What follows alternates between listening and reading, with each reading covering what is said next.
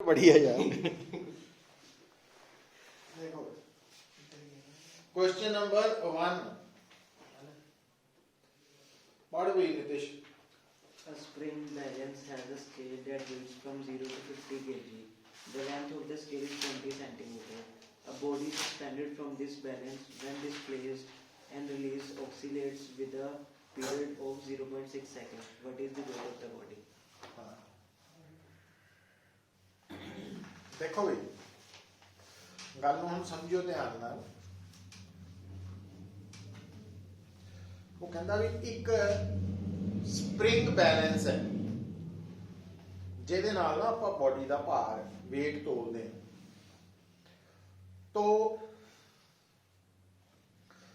Spring balance spring ਦਾ ਹੀ ਬਣਿਆ ਹੋਇਆ ਔਰ ਉਹਦੇ ਇੱਕ ਐਂਡ ਤੇ ਬੋਡੀ ਲਟਕਾਤੀ ਆਪਾਂ ਔਰ ਉਹ ਬੋਡੀ ਜਦੋਂ नीचे ਨੂੰ पुल करके छड़ी तो वाइब्रेट कर रही है, ऑसिलेट कर। कितना टाइम पीरियड ना 0.6। हाँ, तो क्वेश्चन नंबर 1 ਦੇ ਵਿੱਚ टाइम पीरियड ਦਿੱਤਾ 0.6 सेकंड ਤੇ ਆਪਾਂ ਇਸ ਲਟਕ ਰਹੀ ਬੋਡੀ ਦਾ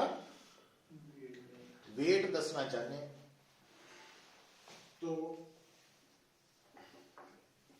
आंसर है साਡਾ। ਹੁਣ ਆਨਸਰ ਤੱਕ ਤਾਂ ਪਹੁੰਚੀਏ ਜੇ ਸਾਨੂੰ ਮਾਸ ਪਤਾ ਲੱਗੇ। ਹੁਣ ਸਪ੍ਰਿੰਗ ਪੈਂਡੂਲਮ, ਕਿਉਂਕਿ ਜਦੋਂ ਸਪ੍ਰਿੰਗ ਦੇ ਨਾਲ ਬੋਡੀ ਅਟੈਚ ਕਰਕੇ ਔਸੀਲੇਟ ਕਰੇ ਉਹ ਸਪ੍ਰਿੰਗ ਪੈਂਡੂਲਮ ਹੈ। ਸਪ੍ਰਿੰਗ ਪੈਂਡੂਲਮ ਦੇ ਕੇਸ ਦੇ ਵਿੱਚ ਕੀ ਹਮੇਸ਼ਾ ਕੀ ਹੁੰਦਾ m ਓਮੇਗਾ ਸਕੁਅਰ। ਓਮੇਗਾ ਹੋ ਗਿਆ इथों टाइम पीरियड 2 पाई बाय तो t बन गया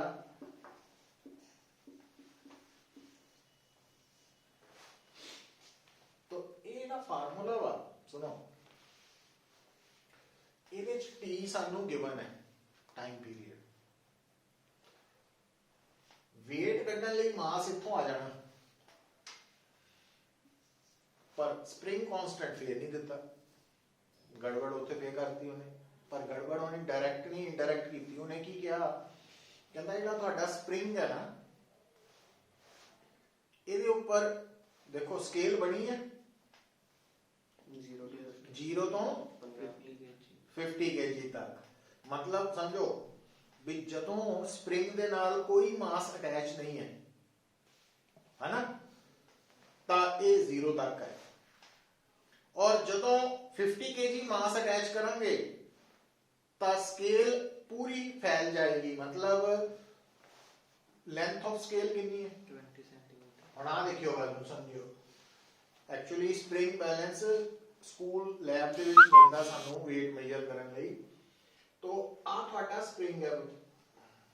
ਜਿਹੜਾ स्प्रिंग बैलेंस ਹੁੰਦਾ ਨਾ ਉਹਦੇ ਨਾਲ ਇਦਾਂ ਇੱਕ ਨਾ ਸਾਈਡ ਨੂੰ ਐਰੋ ਜਿਹਾ ਬਣਿਆ ਹੁੰਦਾ ਔਰ ਇੱਥੇ ਸਕੇਲ ਬਣੀ ਹੁੰਦੀ ਹੈ।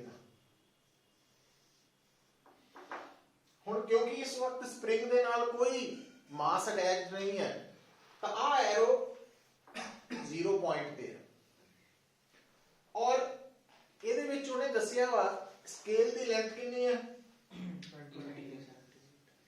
20 ਸੈਂਟੀਮੀਟਰ। ਇਹਦਾ ਮਤਲਬ ਜਦੋਂ ਆਪਾਂ ਇਹਦੇ ਨਾਲ 50 kg ਮਾਸ ਅਟੈਚ ਕਰ ਦਾਂਗੇ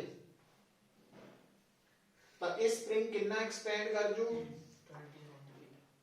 20 ਸੈਂਟੀਮੀਟਰ ਹੈ ਨਾ। ਹੁਣ ਗੱਲ ਨੂੰ ਸਮਝੋ। ਐਕਚੁਅਲੀ ਜਦੋਂ ਇਹਦੇ ਨਾਲ ਅਸੀਂ ਮਾਸ ਨੂੰ ਅਟੈਚ ਕਰਤਾ ਤਾਂ ਜਿਹੜਾ ਭਾਰ ਲਟਕ ਰਿਹਾ ਵਾ mg ਉਹਦੇ ਕਰਕੇ ਸਪ੍ਰਿੰਗ ਜਦੋਂ ਐਕਸਪੈਂਡ ਕਰ ਗਿਆ ਤਾਂ ਸਪ੍ਰਿੰਗ ਦੇ ਅੰਦਰ ਕੀ ਪੈਦਾ ਹੋਣੀ ਰੀਸਟੋਰਿੰਗ ਫੋਰਸ ਕੀ ਹੋਣੀ kx। ਹੁਣ ਗੱਲ ਨੂੰ ਸਮਝਿਓ ਆਹ ਵਾਲਾ ਮਾਸ ਅਲੱਗ ਹੈ ਆਹ ਮਾਸ ਅਲੱਗ ਹੈ। ਇਹ ਮਾਸ ਕਿਹੜਾ ਮਾਸ ਹੈ स्केल वाला मास 50 kg वाला 50 g और x कितना लेना पुत्र 20 सेंटीमीटर। ਇਹਦਾ मतलब k ਦੀ ਵੈਲਿਊ ਕਿੰਨੀ ਆ ਗਈ 50 g by 20 सेंटीमीटर। ਹੁਣ ਸੈਂਟੀਮੀਟਰ ਦੇ ਕੀ ਬਣਾ ਲੈਣਾ ਹੈ मीटर। तो आ ਤੁਹਾਡੇ ਕੋਲ ਔਰ g ਦੀ ਵੈਲਿਊ ਕਿੰਨੀ ਲੈਣੀ 10 ਲੈ ਲਓ। तो इथों k निकल आना ਤੁਹਾਡਾ ਇਹ ਅਲੱਗ ਪੋਰਸ਼ਨ ਹੈ ਮਤਲਬ ਇਹ ਨੂਮੈਰੀਕਲ ਇਸ ਕਰਕੇ ਇੰਪੋਰਟੈਂਟ ਹੈ ਇਹਦੇ ਚ ਸਾਨੂੰ ਕਿ ਸਪ੍ਰਿੰਗ ਕਾਂਸਟੈਂਟ ਡਾਇਰੈਕਟ ਨਹੀਂ ਦਿੱਤਾ ਇਨਡਾਇਰੈਕਟਲੀ ਪਤਾ ਕਰਨਾ ਵਾ ਇਸ ਕਰਕੇ ਇਹਨੂੰ ਮੈਂ ਚੂਜ਼ ਕੀਤਾ ਨੂਮੈਰੀਕਲ 2500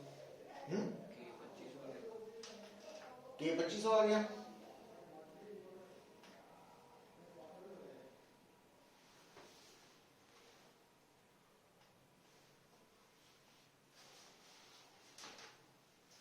इतने पुट करके एम कट सकते हैं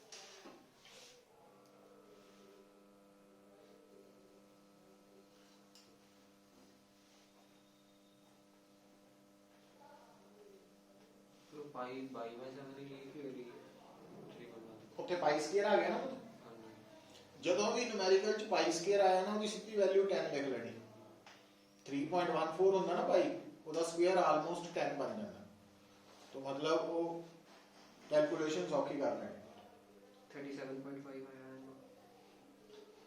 तो के आ गया एम आ गया 37.5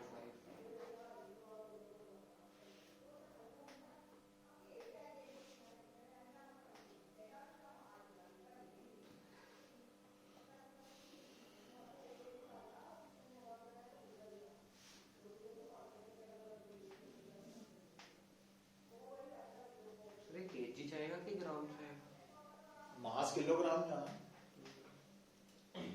क्योंकि ਆਪਾਂ छोटे m की वैल्यू 37.5 आएगी वो कटनी है एम छोटे एम की कटनी है ना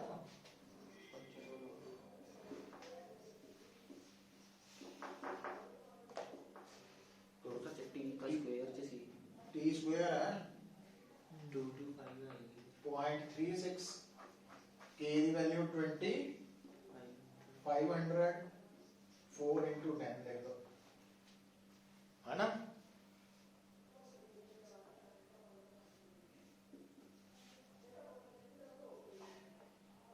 250 into 0.09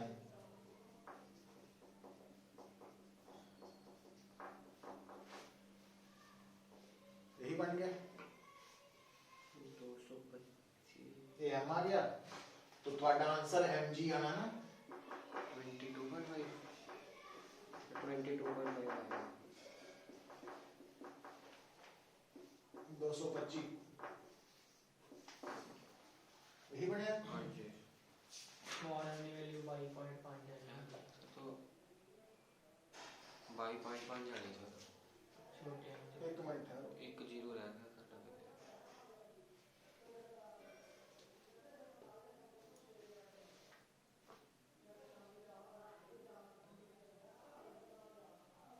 0.36 into 2500 into नीचे 4 into 10 है ना सर 0.36 के नीचे दो जीरो एक्स्ट्रा नहीं लगनी हो 0.09 ही आना स्मॉल एम की वैल्यू 22.5 है ਆ 250 ਰਹਿਣਾ।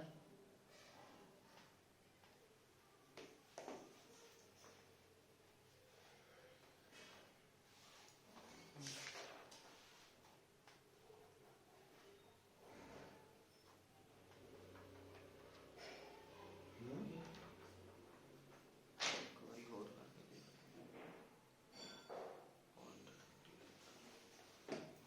ਪਰ ਇਹ ਤਾਂ ਨਹੀਂ ਕਰਨਾ ਹੈ 6 by 10 सर पर 50 kg से ज़्यादा आ ही नहीं सकता। आओ आ देखो इतने आ सही कितना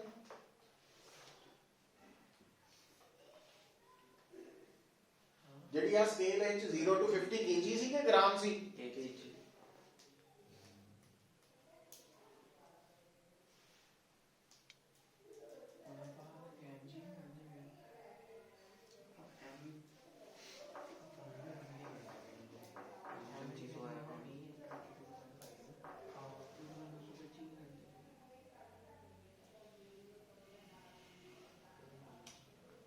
ਦੂਜੇ ਤਰੀਕੇ ਨਾਲ ਸੋਲਵ ਕਰਕੇ ਦੇਖੋ 0.6 ਤੇ 0.6 ਵੱਖਰੇ ਵੱਖਰੇ ਕਰਕੇ by 10 ਕਰਕੇ ਉਹ ਤਾਂ ਇੱਕੋ ਚੀਜ਼ ਹੀ ਆ।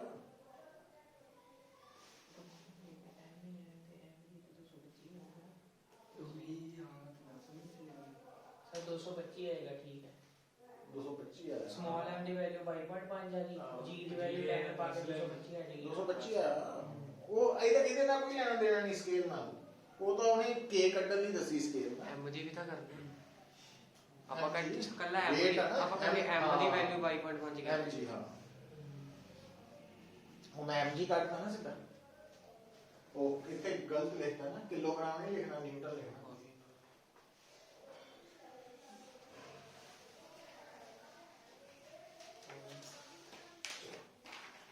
ਅੱਗੇ ਸੈਕੰਡ ਬੋਲ ਫਿਰ ਪੰਚਿਤ। The equation of SHM of a particle is given by 2dx square by dt square plus 32x equals to 0, where x is the displacement from the mean position. The period of its oscillation in seconds is ਹਾਂ ਦੇਖੋ ਹੁਣ time period ਜਿਹੜਾ ਵਾ second ਵੈਰੀਕਲ ਚ ਤੁਹਾਨੂੰ equation ਦਿੱਤੀ ਹੈ ਨਾ ਜੀ ਕਿਹਦੇ ਬਰਾਬਰ 0 ਉਹ 0 ਨਹੀਂ ਉਹ ਦਾ SHM of a 2 particle. d square x by dt square plus 32x is 0 ਆ ਦੇਖੋ ਆ ਧਿਆਨ ਰੱਖਿਓ ਜਿਹੜੀ ਨਾ ਇਕੁਏਸ਼ਨ ਆਫ SHM ਹੁੰਦੀ ਆ ਉਹ ਆਪਾਂ ਲਿਖਦੇ ਆ d square x by dt square plus omega square x is 0 ਠੀਕ ਹੈ। ਇਹਦੇ ਵਿੱਚ d square x by dt square the coefficient 1 ਹੈ ਇੱਥੇ 2 ਹੈ ਇਹਦਾ ਮਤਲਬ ਆਪਾਂ ਇਹਨੂੰ ਕੀ ਲਿਖ ਸਕਦੇ ਹਾਂ 2 ਨਾਲ ਦੋਨੋਂ ਸਾਈਡਸ ਨੂੰ ਤਾਂ ਆ ਇਕੁਏਸ਼ਨ ਨੂੰ ਇਸ ਫਾਰਮ ਚ ਕਨਵਰਟ ਕਰ ਹੁਣ ਇਹਨੂੰ ਦੋਨਾਂ ਨੂੰ ਇਕੁਏਟ ਕਰੋ तो ओमेगा स्क्वायर 16 है ओमेगा 4 आ गया इथों time period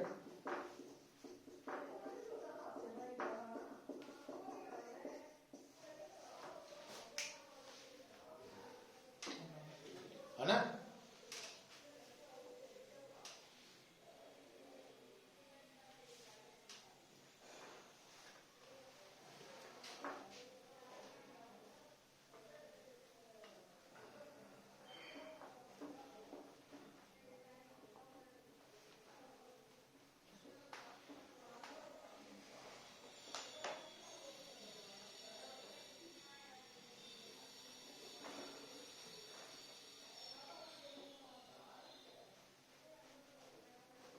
Wall weapon all third.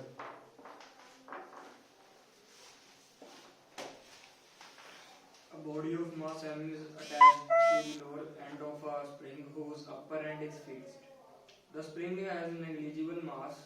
When the mass m is slightly pulled down and released, it oscillates with a time period of 3 seconds. When the mass m is increased by 1 kg, the time period of oscillations becomes 5 seconds. The value of m in kgs.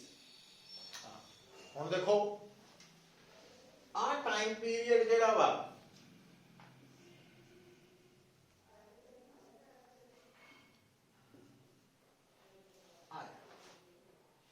ਕਹਿੰਦਾ ਜਦੋਂ ਇਹਦੇ ਵਿੱਚ ਮਾਸ ਨੂੰ 1 kilo ਵਧਾਤਾ ਤਾਂ time period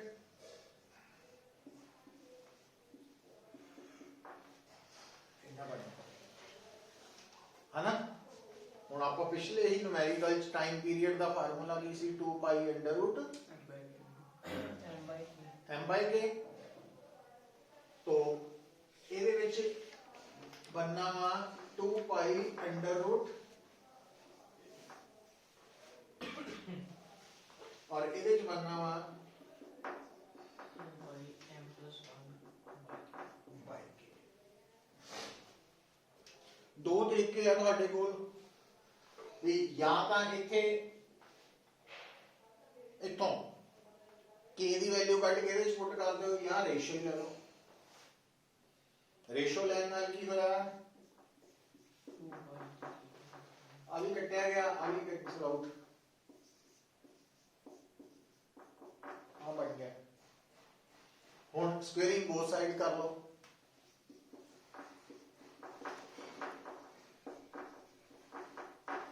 हुन t square बन गया 9 25 cross multiply करो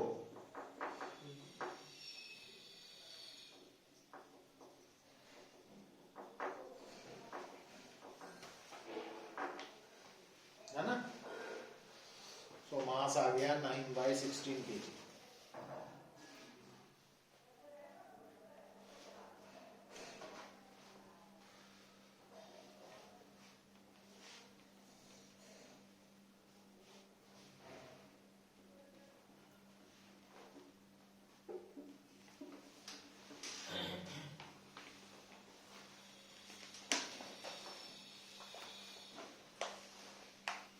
ठीक है।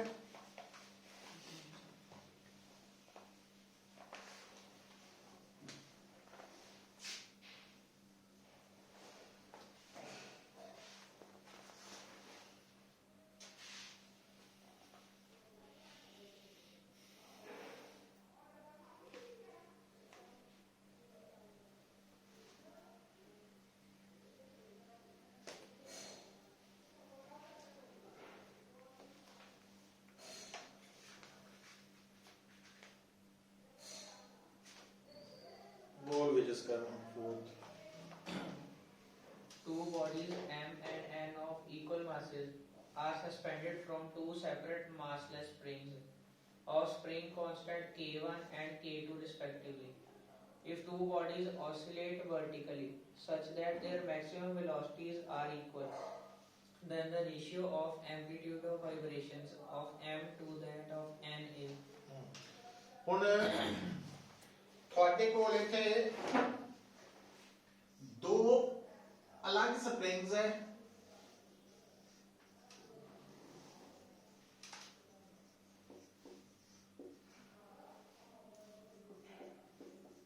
पर दोनों नाल मासेस अटैच्ड तो एक नु m कहता एक नु n कहता है मासेस सेम है।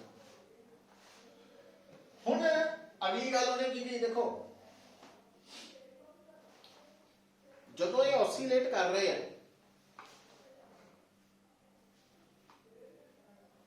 ਤਾਂ ਮੈਕਸਿਮਮ ਵੈਲੋਸਿਟੀਜ਼ ਦੋਨਾਂ ਦੀਆਂ ਸੇਮ ਹੈ। ਹੁਣ ਗੱਲ ਨੂੰ ਸੁਣੀਓ ਪੁੱਤ ਮੈਕਸਿਮਮ ਵੈਲੋਸਿਟੀ ਹੁੰਦੀ ਹੈ ਜਦੋਂ ਆਸਿਲੇਸ਼ਨ ਹੁੰਦੀ ਹੈ ਨਾ ओमेगा r और ਇਹਦੇ ਚ r ਐਂਪਲੀਟਿਊਡ ਹੁੰਦਾ। ਹੁਣ ਧਿਆਨ ਦਿਓ ਇਹਦੇ ਕੇਸ ਚ ओमेगा 1 r1 है और ਇਹਦੇ ਕੇਸ ਚ तो मैक्सिमम वेलोसिटी दोनों केसेस जो ने स्टेटमेंट दी है बराबर। ਇਹਦਾ मतलब r1 by r2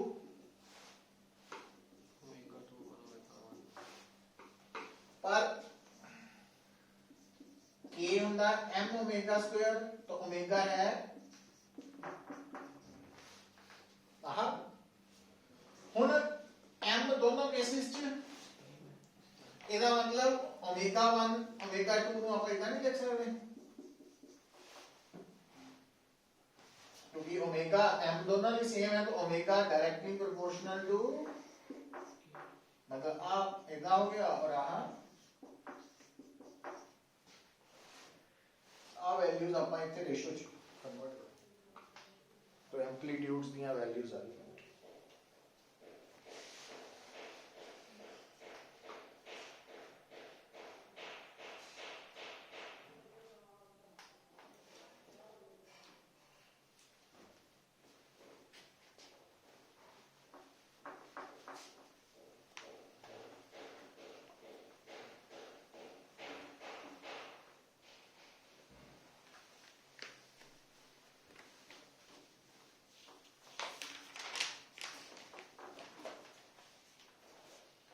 है ना बोल भाई Nitish A progressive wave of frequency 500 Hz is traveling with a velocity of 360 meter per second. How far? Three? 360 meter per second. How far apart are 2 points 60 degree out of phase? हाँ ਹੁਣ ਇਹ wave motion ਦਾ concept ਆ ਗਿਆ ਤੁਹਾਨੂੰ ਯਾਦ ਹੋਏਗਾ ਕਿ ਅਗਰ ਕਿਸੇ ਮੀਡੀਅਮ ਦੇ ਵਿੱਚ ਵੇਵ ਟਰੈਵਲ ਕਰ ਰਹੀ ਹੈ ਤਾਂ ਉਸ ਮੀਡੀਅਮ ਦੇ ਡਿਫਰੈਂਟ ਪਾਰਟੀਕਲਸ ਵਾਈਬ੍ਰੇਟ ਕਰ ਰਹੇ ਆ ਵਿਦ ਡਿਫਰੈਂਟ ਫੇਜ਼ਸ ਔਰ ਆਪਾਂ ਉਸ ਮੀਡੀਅਮ ਦੇ ਅੰਦਰ ਕੋਈ ਵੀ ਦੋ ਪੁਆਇੰਟਸ ਦੇ ਵਿੱਚ ਦੂਰੀ ਕੱਢ ਸਕਦੇ ਆ ਜੇ ਫੇਜ਼ ਡਿਫਰੈਂਸ ਪਤਾ ਤੇ ਜੇ दूरी पता तो फेज डिफरेंस निकल आएगा और ਉਹਦਾ फार्मूला याद होएगा relation between phase difference and path difference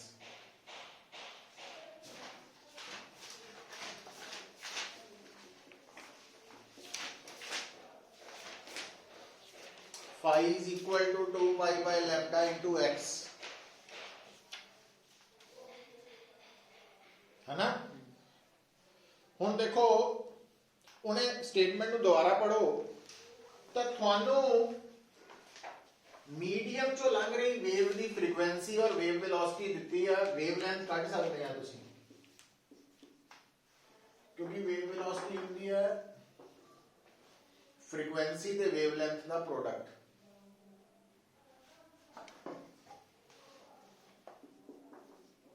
तो 360 divided by 500 मीटर ये वेवलेंथ बन गई ਤੁਹਾਡੀ है ना और ਤੁਸੀਂ ਦੋ ਪੁਆਇੰਟਸ ਦੇ ਵਿੱਚ ਦੂਰੀ ਕੱਢਣੀ ਹੈ ਤੇ ਫੇਜ਼ ਡਿਫਰੈਂਸ ਕਿੰਨਾ ਦਿੱਤਾ ਤੁਹਾਨੂੰ 60 degree. ਹਾਂ तो 60 डिग्री ਨੂੰ रेडियन ਚ ਕਨਵਰਟ ਕਰਨਾ ਕਿੰਨਾ ਬਣ ਗਿਆ पाई by 3 रेडियन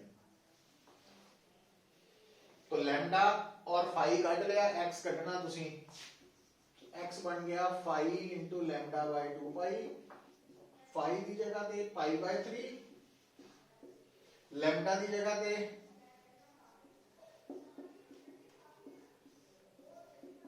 ਲਓ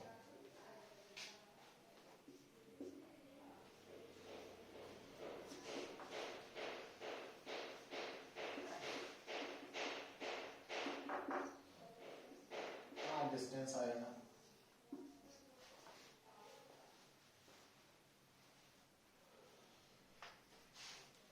6 by 50, 3 by 25. 3 by 25. meter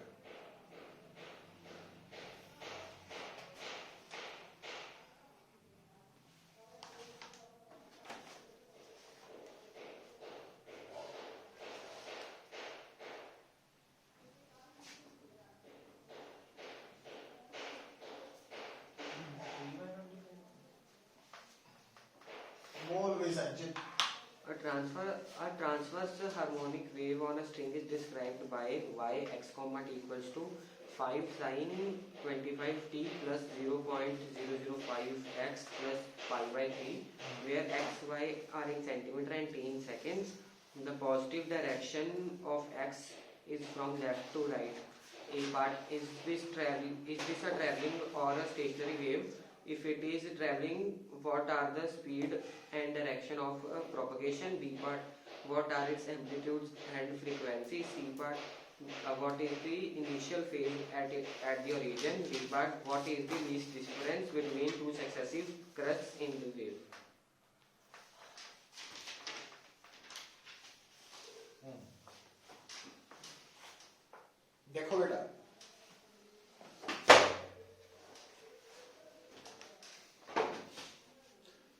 ਪਹਿਲਾ ਕੁਐਸਚਨ ਉਹਨੇ ਪੁੱਛਿਆ ਹੈ ਵੀ ਇਹ ਜਿਹੜੀ ਇਕੁਏਸ਼ਨ ਹੈ ਇਹ ਸਟੈਂਡਿੰਗ ਵੇਵ ਨੂੰ ਰਿਪਰੈਜ਼ੈਂਟ ਕਰ ਰਹੀ ਹੈ ਕਿ ਪ੍ਰੋਗਰੈਸਿਵ ਵੇਵ ਨੂੰ? ਤਾਂ ਆਨਸਰ ਹੈ ਪ੍ਰੋਗਰੈਸਿਵ ਵੇਵ, ਕਿਉਂਕਿ ਪ੍ਰੋਗਰੈਸਿਵ ਵੇਵ ਦੇ ਵਿੱਚ ਨਾ ਇਹਦਾ ਦੇਖੋ ਜਿਹੜਾ ਫੇਜ਼ ਹੈ ਉਹਦੇ ਵਿੱਚ ਦੋਨੋਂ ਟਾਈਮ ਔਰ ਪੋਜੀਸ਼ਨ ਦੋਨੋਂ ਆਣੇ, ਇਸ ਕਰਕੇ ਇਹ ट्रैवलिंग वेव है, प्रोग्रेसिव वेव है, डिस्प्लेसमेंट वेव है। और की पूछा? Speed and direction Speed. of propagation. Speed. देखो जेड़ा t है ना पुत्र, प्रोग्रेसिव वेव दे विच t दा कोएफिशिएंट ओमेगा वा, तो ओमेगा 25 है और x दा कोएफिशिएंट k है, kx। ਤੇ ਵੇਵ ਵੈਲੋਸਿਟੀ ਹੁੰਦੀ ਹੈ ਓਮੇਗਾ ਬਾਈ k। ਇਹ ਵੇਵ ਵੈਲੋਸਿਟੀ ਆ ਗਈ, ਠੀਕ ਹੈ। 5000। फिर डायरेक्शन ऑफ प्रोपोगेशन, ਹੁਣ ਧਿਆਨ ਦਿਓ डायरेक्शन ऑफ प्रोपोगेशन ਚ ਸਭ ਤੋਂ ਪਹਿਲਾਂ ਕੀ ਕਰਨਾ, ਫੇਜ਼ ਲਿਖ ਲੈਣਾ। सर मीटर पर सेकंड है कि किलोमीटर पर आ रहा है? स्पीड मीटर पर सेकंड चाहिए। टाइम कादे च? Seconds, second x। सेंटीमीटर। हां तो ਇਹਦਾ मतलब है सेंटीमीटर। सेंटीमीटर पर सेकंड। इन्हें पान लिया गाड़ी।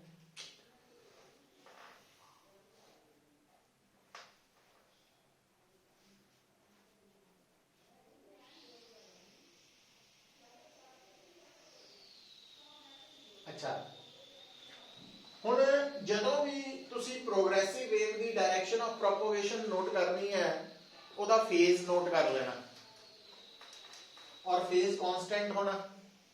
ਹੁਣ ਆਹ ਟਰਮ ਤਾਂ ਵੈਸੇ ਹੀ ਕਾਂਸਟੈਂਟ ਹੈ ਔਰ ਜਦੋਂ ਟਾਈਮ ਨੇ ਇੰਕਰੀਜ਼ ਕਰਨਾ, ਕਿਉਂਕਿ ਟਾਈਮ ਦੀ ਇੱਕ ਨੇਚਰ ਹੈ ਹਮੇਸ਼ਾ ਵੱਧਦਾ ਵਾ, ਤਾਂ ਆਹ ਟਰਮ ਜਦੋਂ ਇੰਕਰੀਜ਼ ਕਰਨੀ ਹੈ ਤਾਂ ਇਹਨੂੰ ਕੀ ਹੋਣਾ ਪੈਣਾ, ਡਿਕਰੀਜ਼, ਤਾਂ ਕਿ ਸਮ ਕੀ ਰਵੇ, ਕਾਂਸਟੈਂਟ। ਹੁਣ x डिक्रीज करने का मतलब नेगेटिव x डायरेक्शन, तो इसका मतलब डायरेक्शन ऑफ प्रोपगेशन की है नेगेटिव x एक्सिस।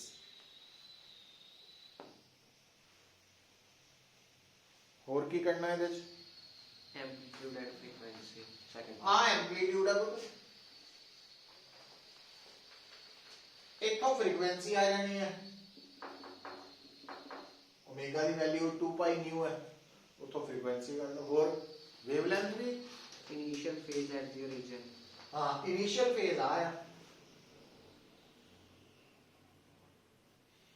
ਜਦੋਂ ਕਿਸੇ ਪ੍ਰੋਗਰੈਸਿਵ ਵੇਵ ਦਾ ਇਨੀਸ਼ੀਅਲ ਫੇਜ਼ ਕੱਢਣਾ ਤਾਂ ਉਹਦੇ ਫੇਜ਼ ਵਿੱਚ t ਔਰ x ਦੋਨੋਂ 0 ਲੈ ਲੈਣੇ ਨਾ origin ਤੇ, ਉੱਥੋਂ ਇਨੀਸ਼ੀਅਲ ਫੇਜ਼ ਆ। Least distance between two successive crests in the wave. Successive crest ਦੇ ਵਿੱਚ ਦੂਰੀ ਹੁੰਦੀ ਹੈ ਵੇਵਲੈਂਥ, ਵੀ ਲੈਂਡਾ ਕੱਢਣੀ ਹੈ ਤਾਂ ਲੈਂਡਾ ਇੱਥੋਂ ਆ ਜਾਣੀ, k ਨੂੰ ਆਪਾਂ ਲਿਖ ਸਕਦੇ ਹਾਂ ਨਾ 2 ਪਾਈ ਬਾਈ ਲੈਂਡਾ।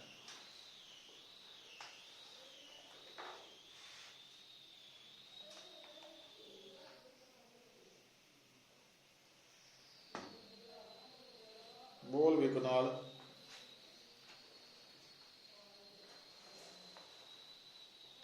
A standing wave is given by the equation y is equal to 0.2 cos to 6.28 t sin 18.8 x, where x and y are in meters and t is in seconds. What are the wavelength and frequency of the two waves that give rise to the standing wave? तो question number 7th ਦੇ ਵਿੱਚ y ਦੀ value ਹੈ 0.2। Sir phone का कुछ पूछ रहे हैं। ਕੀ ਕਹਿੰਦਾ ਹੈ? लो हो गया मेरा बैटरी लो। ਹਾਂ एक ऑप्शन आई बैटरी सेवर ਤੇ ਇੱਕ ਔਰ ਏਡ ਦੀ ਕਿਹੜੀ ਉਹ ਬੋਲ ਦੇ ਰਿਹਾ ਹੈ ਚੱਲ। ਕਿੰਨਾ ਟਾਈਮ ਆਇਆ? ਬਸ 10-15 ਮਿੰਟ ਕੱਢ ਜਾਣੇ। ਹੁਣ ਦੇਖੋ, ਹੁਣ ਧਿਆਨ ਦਿਓ ਪੁੱਤਰ, ਪੂਰਾ ਚੱਲ ਗਿਆ। मैं तो लास्ट ही बस। ਜਿਹੜੀ ਸਟੈਂਡਿੰਗ ਵੇਵ ਹੈ ਨਾ, ਸਟੈਂਡਿੰਗ ਵੇਵ ਚ ਦੇਖੋ cos sin, दोनों साइन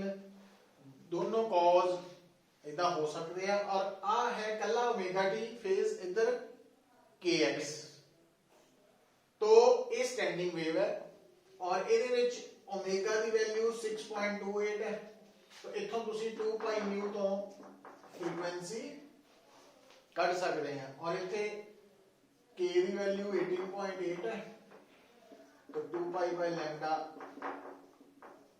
तो इथों लैम्डा ਕੱਢ ਸਕਦੇ हैं और स्टैंडिंग वेव बनी कादी हुंदी है पुत्र दो वेव्स ਨੂੰ ਮਿਲਾ ਕੇ तो जिन्नी फ्रीक्वेंसी स्टैंडिंग वेव दी है या जिन्नी फ्रीक्वेंसी वेवलेंथ स्टैंडिंग वेव दी है वही ओदी कंपोनेंट वेव्स दी है यही पूछे उन्हें तो जियो कह दिंदा भी नोड्स दे विचली दूरी दसो एडजेसेंट नोड्स च वो लैम्डा बाय 2 आ जानी सी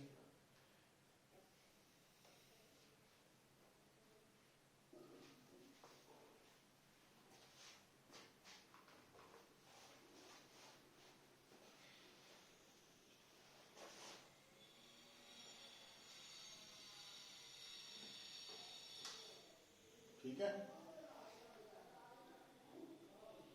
बोल भी जिस कर रहा हूं A wire stretched between two rigid supports vibrates in its fundamental mode with a frequency of 45 Hz. The mass of the wire is 3.5 into 10 raised to minus 2 kg and its linear density is 4 into 10 raised to minus 2 kg meter inverse. What is the speed of transverse wave on the string and the tension in the string? देखो ਹੁਣ ਇਹਦੇ ਚ ਨਾ ਦੋ concepts ਆ ਗਏ ਕਿ ਜਿਹੜੀ ਵਾਇਰ ਸਟ੍ਰੈਚਡ ਹੁੰਦੀ ਹੈ ਨਾ ਤਾਂ ਸਟ੍ਰੈਚਡ ਵਾਇਰ ਦੇ ਕੇਸ ਚ ਵੈਲੋਸਿਟੀ ਹੁੰਦੀ ਹੈ under root tension over linear mass density linear mass density ਦੱਸੀ ਹੋਈ ਹੈ ਤੁਹਾਨੂੰ 4.0 into 10 raised to the 4.0 into 10 raised to minus 2 minus 2 kg per meter अच्छा लेंथ ऑफ वायर दसी है मास दसिया कितना 3.5 into 10 raised to minus 2 3.5 into 10 raised to minus 2 kg. kg है ना ये frequency फंडामेंटल फ्रीक्वेंसी हम तो देखो ਆਪਾਂ ਜਦੋਂ ਸਟੈਂਡਿੰਗ ਵੇਵ ਕੀਤੀ ਨਾ ਸੈਟੇਲਾਈਟ ਵਾਇਰ ਜਿਹਦੇ ਦੋਨੋਂ ਐਂਡਸ ਫਿਕਸਡ ਹੈ ਉਹਦੀ ਜਿਹੜੀ ਫੰਡਾਮੈਂਟਲ ਫ੍ਰੀਕੁਐਂਸੀ ਆ ਫਰਸਟ ਹਾਰਮੋਨਿਕ ਉਹ ਫ੍ਰੀਕੁਐਂਸੀ ਹੁੰਦੀ ਹੈ v ਬਾਈ 2l ਇਹ ਹੁੰਦੀ ਯਾਦ ਰੱਖਣਾ ਪੈਣਾ ਅੱਛਾ ਹੁਣ ਫੰਡਾਮੈਂਟਲ ਫ੍ਰੀਕੁਐਂਸੀ ਕਿੰਨੀ ਦਿੱਤੀ ਹੈ 45 hertz. 45 hertz ਹੁਣ ਦੇਖੋ ਇਧਰੋਂ ਹੁਣ ਸਭ ਤੋਂ ਪਹਿਲਾਂ ਆਪਾਂ ਕੱਢਣੀ ਹੈ ਵੇਵ ਵੈਲੋਸਿਟੀ ਸਟ੍ਰੈਚਡ ਵਾਇਰ ਚ तो v ਕੱਢਣ ਲਈ ਸਾਨੂੰ ਲੈਂਥ ਆਫ ਵਾਇਰ ਚਾਹੀਦੀ ਹੈ ਲੈਂਥ ਆਫ ਵਾਇਰ ਇਥੋਂ ਆ ਜਾਣੀ ਹੈ ਕਿਉਂਕਿ μ ਕੀ ਹੈ ਲੀਨੀਅਰ ਮਾਸ ਡੈਂਸਿਟੀ ਮਾਸ ਪਰ यूनिट लेंथ तो लेंथ हो गई मास ओवर लीनियर तो लेंथ ऑफ वायर ਤੁਸੀਂ ਇਸ ਫਾਰਮੂਲਾ ਤੋਂ ਕੱਢਣੀ ਹੈ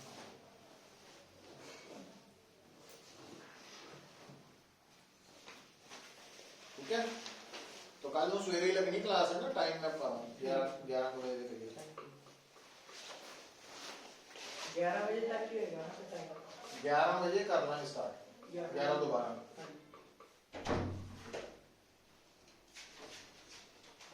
तो लेंथ आ गई तो लेंथ और फ्रीक्वेंसी तो वेव वेलोसिटी आ गई और जे वेव वेलोसिटी पता लग गई तो टेंशन भी पता लग गई सर एक करिए उधर mu is equal to m by l mu की होती linear mass density की ਹੁੰਦਾ मास ओवर लेंथ length कोई समझाना नहीं है अच्छा खोले ठीक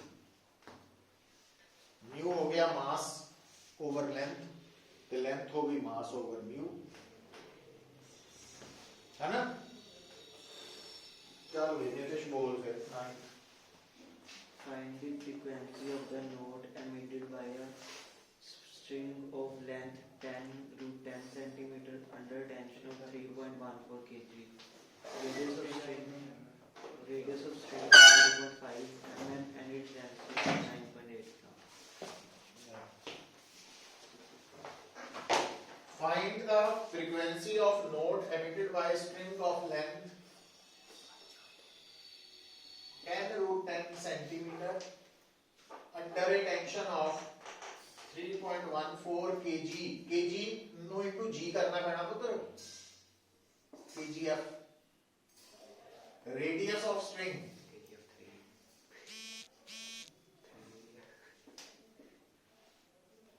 0.5 millimeter and density 9.8 gram per cc. तो एक्चुअली उन्हें नोट किया ਇਹਦਾ मतलब फंडामेंटल फ्रीक्वेंसी v over 12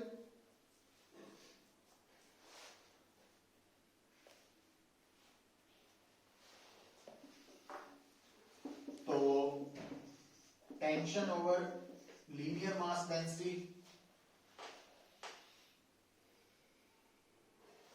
तो टेंशन का फार्मूला टेंशन फोर्स है पुत्र वो किलोग्राम फोर्स देती है तो ਉਹਨੂੰ ਆਪਾਂ ਨਿਊਟਨ ਚ ਕਨਵਰਟ ਕਰਨ ਲਈ g 10 ਨਾਲ ਮਲਟੀਪਲਾਈ ਕਰਦਾ mg ਬਣਾਉਂਦਾ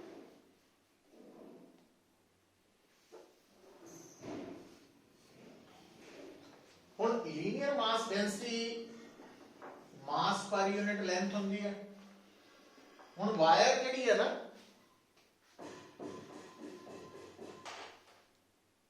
ਇਹ ਸਿਲੰਡਰੀਕਲ ਸ਼ੇਪ ਚ ਹੁੰਦੀ ਹੈ तो मास हो गया length volume into density volume होएगी pi R square into length into density तो मास बन गया एल एल कटे गए ਇਹਦਾ मतलब ਆਪਾਂ ਇੱਥੇ μ ਦੀ ਜਗ੍ਹਾ ਤੇ ਪਾਈ ਆਰ ਸਕੁਅਰ ਰੋ ਪੁੱਟ ਕਰ ਸਕਦੇ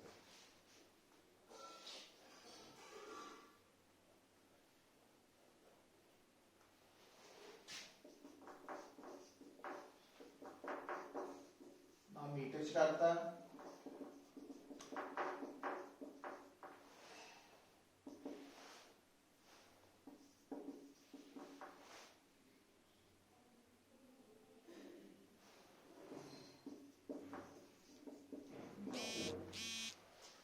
मतलब सारिया वैल्यूज एसआई च ले लिया तो सब वैल्यूज एसआई च आ गई फार्मूला तैयार सी पुट करो क्या आंसर है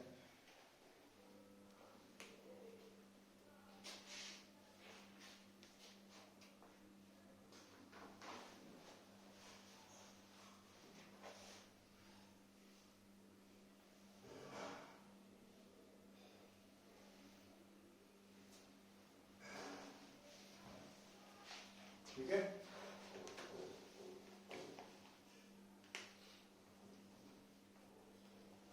टेंथ बोलो फिर An organ pipe open at both ends is vibrating in its third harmonic with a frequency of 748 Hz. The length of the pipe is 0.7 meter. Determine the speed of sound in air in the pipe. ਹੁਣ देखो 10th ਦੇ ਵਿੱਚ ਹੈ open organ pipe open organ pipe ਜਿਹੜੀ ਹੁੰਦੀ ਹੈ ਨਾ ਉਹ ਦੋਨੋਂ ਐਂਡਸ ਓਪਨ ਇਹਦੀ ਫੰਡਾਮੈਂਟਲ ਫ੍ਰੀਕੁਐਂਸੀ ਹੁੰਦੀ ਹੈ v/12 ਔਰ ਇਹਦੀ ਥਰਡ ਹਾਰਮੋਨਿਕ ਹੁੰਦੀ ਹੈ 3 ਟਾਈਮਸ ਦਾ ਫੰਡਾਮੈਂਟਲ ਹੁਣ ਨੋਟ ਕਰਕੇ ਦੱਸੋ ਥਰਡ ਹਾਰਮੋਨਿਕ ਫ੍ਰੀਕੁਐਂਸੀ ਦਿੱਤੀ ਹੈ ਕਿੰਨੀ 748 Hz. ਆ 748 हर्ट्ज गिवन है लेंथ दी ऑर्गन पाइप दी 0.7 meter. 0.7 7 meter. मीटर ते आपा वेलोसिटी कढनी है तो आ फार्मूला तैयार है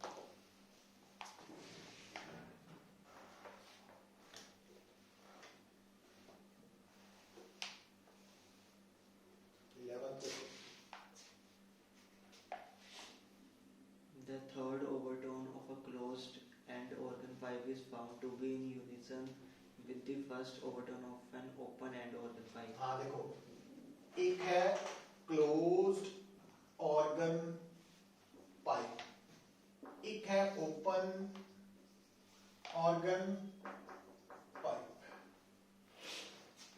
ਹੁਣ ਇਹਦੀ closed organ pipe the third overtone is in unison with first overtone of open organ pipe. Unison मतलब बराबर, equal.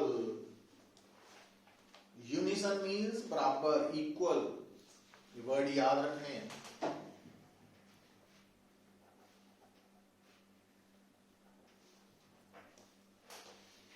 ਜਿਹੜੀ open organ pipe ਹੁੰਦੀ ਹੈ ਉਹਦੀ ਫਸਟ ਓਵਰਟੋਨ ਦਾ ਮਤਲਬ ਹੁੰਦਾ ਸੈਕੰਡ ਹਾਰਮੋਨਿਕ.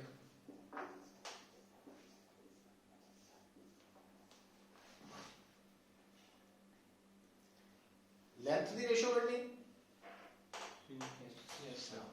ਹੁਣ ਓਪਨ ਆਰਗਨ ਪਾਈਪ ਦੀ ਲੈਂਥ ਦਾ ਸਿੰਬਲ ਆਪਾਂ L ਨੋਟ ਕਰ ਦਿੰਦੇ ਹਾਂ ਨਾ. ਜਿਹੜੀ ਨਾ ਕਲੋਜ਼ਡ ਆਰਗਨ ਪਾਈਪ ਹੈ ਉਹਦੀ ਜਿਹੜੀ ਫਸਟ ਹਾਰਮੋਨਿਕ ਹੁੰਦੀ ਹੈ ਉਸ ਤੋਂ ਬਾਅਦ ਅਗਲੀ ਹੁੰਦੀ ਹੈ ਥਰਡ ਹਾਰਮੋਨਿਕ, ਉਹ ਫਸਟ ਓਵਰਟੋਨ ਹੁੰਦੀ. ਫਿਰ ਉਸ ਤੋਂ ਅਗਲੀ ਫਿਫਥ, ਉਹ ਸੈਕੰਡ ਓਵਰਟੋਨ. ਫਿਰ ਉਸ ਤੋਂ ਅਗਲੀ ਸੈਵਨਥ, ਉਹ ਥਰਡ ਓਵਰਟੋਨ ਹੈ. ਮਤਲਬ ਇਹਦੀ ਸੈਵਨਥ ਹਾਰਮੋਨਿਕ ਹੈ. तो 7 into V/4, क्योंकि फंडामेंटल फ्रीक्वेंसी जी है ना क्लोज्ड ऑर्गन पाइप की V/4 L होंगी, बट L दोनों की वक्री है. एक LC करती, C मींस क्लोज्ड इको, तो V नाल V कटिया गया. तो रेशो की लेनी है अपना ओपन ओवर क्लोज की रेशो 4/7 आ गई है ना. तो इतने रुक जाने आज.